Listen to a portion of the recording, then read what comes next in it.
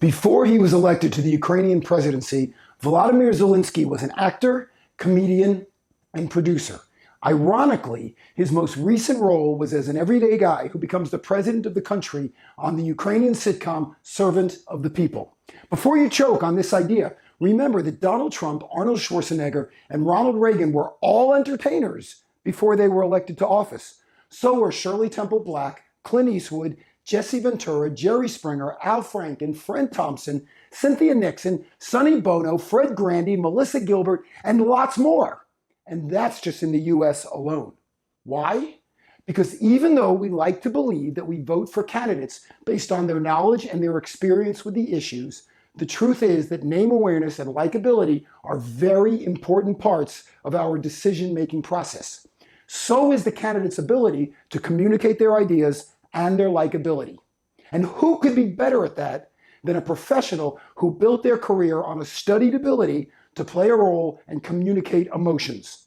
More importantly, when could these skills be more critical than in the modern media age? And even more relevant to today's headlines, when could this possibly matter more than when Russia viciously invaded Ukraine? As terrible as the devastation is, it should come as no surprise that while Ukraine does not possess the military might, geographic enormity, immense natural resources, disinformation experience, or entrenched martial capability of Putin's Russia, the democratic country is conclusively winning the war of public opinion and emotional support. Of course, a lot of this is because of the clear division of good and evil between the invaders and the assaulted. Other than the cronies Putin enriched and the people hoodwinked by his disinformation campaigns, nobody actually believes that Russia is in the right here. Good and bad, truth and lies, right and wrong. Just like the best Disney movies, the heroes and the villains in this story are blindingly obvious. But there's something else at work here.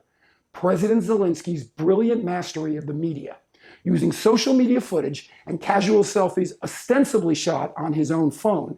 Zelensky has carefully crafted himself as the prototypical David against Putin's Goliath. To do this, President Zelensky is calling on his deep understanding of video production and stagecraft to both marshal his people's morale and capture the world's heart and their support. But it's not just his shaky videos and grainy images that broadcast his intent to his people and to the people of the world. Zelensky also uses his words and his actions to rally support. While the international news media is busy showing the world just how vulnerable Ukraine's population is, their president demonstrates his vulnerability by vowing to stay in Kyiv with his countrymen. When the American government offered the Ukrainian president and his family safe passage out of the country, he declined with this brilliant response: "The fight is here. I need ammunition, not a ride."